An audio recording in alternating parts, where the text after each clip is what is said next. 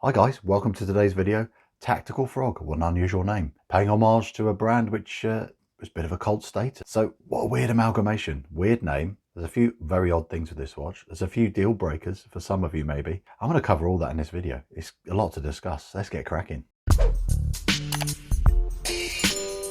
Now, by any means, this is not a cheap watch, but you do get a great set of specifications. So while we're there, let's take a look at what you get for your money.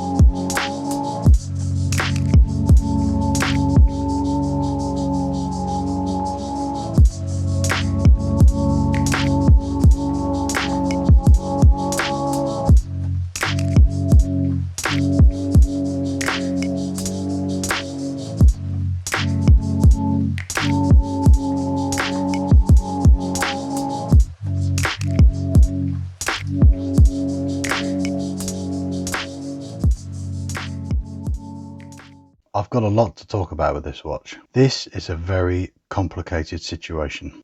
It's very good and it's also very bad. Let's start with the bad. I think let's just get these possible massive deal breakers for some of you out of the way. First one, due to the watch this is homaging having on this outer ring like a depth reading thing. I haven't done a research on that. That's beside the point. The point is they decided just to slap anything on there. Rather than do a proper dive bezel or something else, they put a tachymeter on here.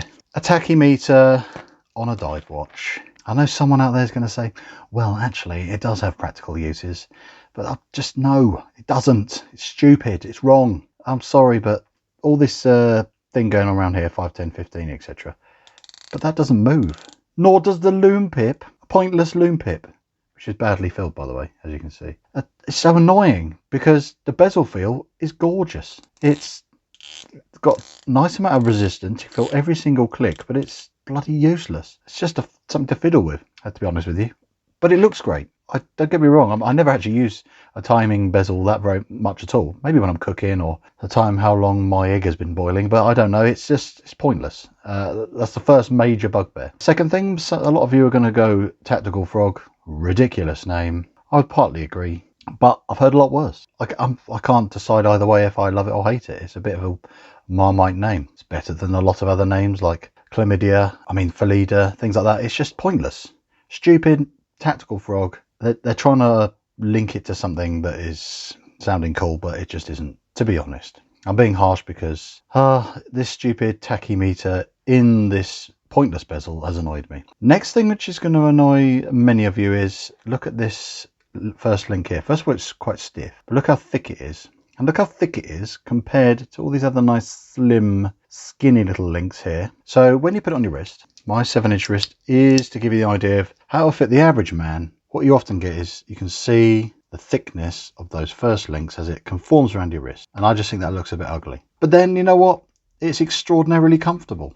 I can get perfect fitment. Nice clasp on here. So I'm like, oh God, it just looks silly, but then it feels really comfortable. So that's another weird one. Oh, come on.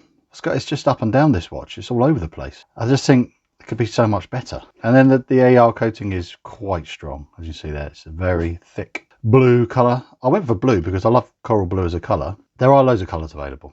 There's orange, yellow, black, white, blue. There's amazing choice of colours, but they're all going to have this same gearish blue AR coating. They really go to town on these bloody AR coatings, don't they? But anyway, it's blue with blue works for me. But I love coral blue anyway. It's another flip side is how many watches can you get, especially on AliExpress, which have this kind of colour dial? Not that many. How many DOXA homages are there? Almost none, if any. This is considerably under £200, so it's still affordable in the affordable bracket. Still got a good spec. Still got the NH35, which is actually running very nicely in this watch. The date window. The date actually fits perfectly in there, lines up, nice black detailing around there. No imperfections anywhere, no dust or fluff. The loom is really well applied and actually extremely good. It's as good as any steel dive I've seen. So, and the machining is really good. slightly sharpish edges under here, and the bracelet's nice, but then you get to the clasp and that's a bit sharp on these bits here, a bit cheap pressed thing. But then this part is milled, but then it feels nice.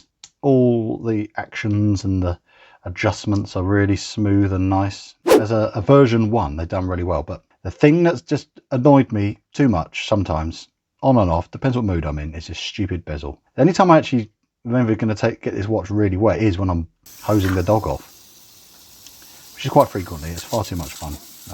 I actually don't end up washing the car in the end. It's just half an hour of spraying the dog. But yes, it still would like, if I've got a dive style watch, to have a functioning practical element that actually does its job.